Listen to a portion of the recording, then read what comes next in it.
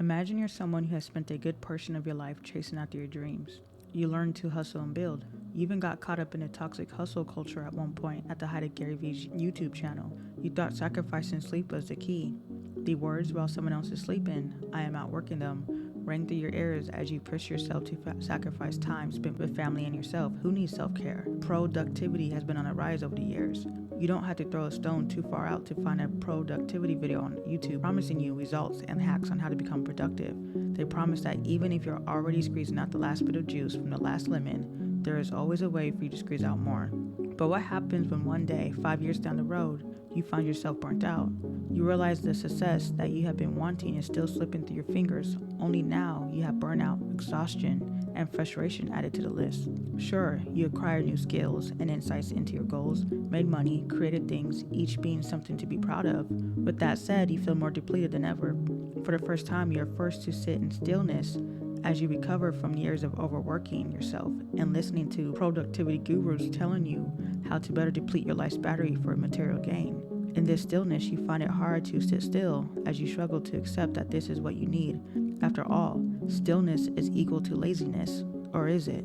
Don't get me wrong, there are a good amount of productivity YouTubers putting out their message on working smarter, not harder. But often, just like the fitness YouTubers who should get more credit, it is hard to hear them over the extremely loud YouTubers who are in your face. The thing about stillness though, it is a form of productivity, even though it might not feel like it. It is one that will require you to retrain your mind and how you think about productivity moving forward.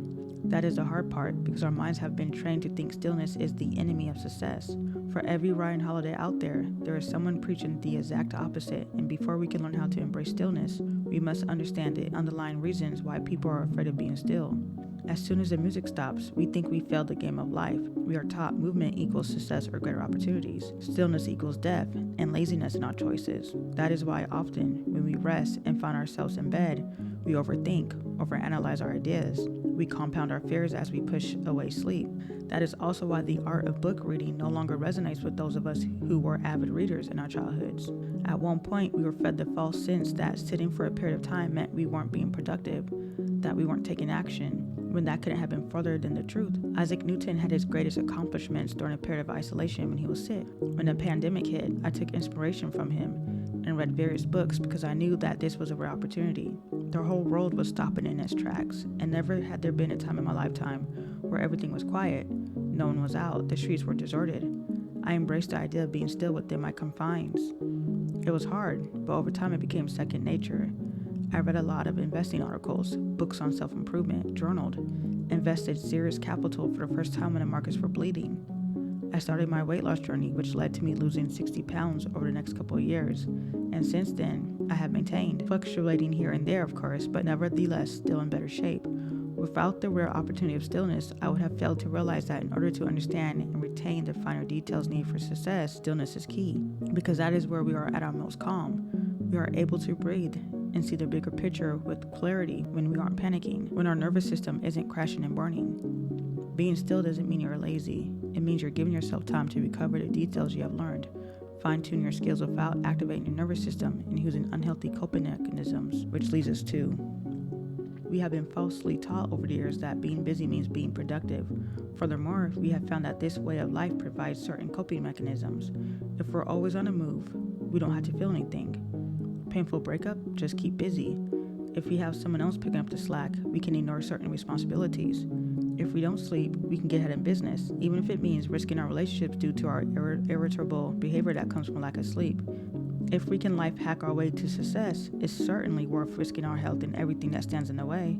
And if all else fails, we have the number one normalized substance to fall back on, alcoholic bliss, that allows us to escape the alarms of our nervous system, warning us that our body is flooding, that we are pushing ourselves too hard. Don't get me wrong again. It is one thing when we have to push ourselves to work to make money or our kids won't eat, but it's another when we are sacrificing what's near to our heart just so we can feel that we are being productive all the time in the name of building something for the very people who won't be around because of our neglect. Overproductivity, although provides coping mechanisms, often comes with the badge of neglect of ourselves and those around us. Always making money moves is cool, but at what cost? Those coping mechanisms that come in the form of being productive are the blinders to the problems that we have at the end of our success when we had the money, the house, the car, the material possessions. How did we get here, we ask? We were vulnerable from the start when we were desperate to build our dreams to achieve success. This often starts from a noble place. We want more for ourselves and the people we love. We want to make the world a better place. So naturally, we turn to those who have achieved the results we wish to seek. But in this space, we are vulnerable, so we listen to every word and hold on to it as if it's gold. What we don't realize is that there is only so much information that someone can teach before it becomes recycled, repurposed, which in turn turns up the volume on the messages that are being given, such as keep moving, while others are sleeping. We traded our stillness because we didn't understand how valuable it was. Our vulnerability makes it hard to sit in the stillness and unlearn hardwired habits. Our mind is screaming that we're failing because we haven't built up the strength yet to ignore it. When we sit to read a book, we find our minds drifting to the end result of what our success could look like. We envision ourselves happy at the end. This makes us want to close the book and get right back to work, foregoing the stillness that allowed us to have that thought in the first place. We are vulnerable to our own whims, our whimsical musings about our future. Mix this in with listening to those that might not be the best for our own personal and mental health, and we find ourselves right back at burnout. It's in these moments that we have to understand the value of stillness even when our minds drift off. We have to allow ourselves the space to build endurance and strength to once again embrace the natural silence that humans are meant to have. That is why nature is a second home for many of us. We find ourselves alone with our thoughts, or basking in what the natural world has to offer. Understanding our vulnerability and how it affects the outcome of our wants, needs, and desires is just as important as taking the actionable steps. Without one or the other, you won't get far.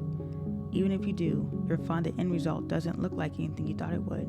As I began to build out this channel, I found the feelings of the past coming back.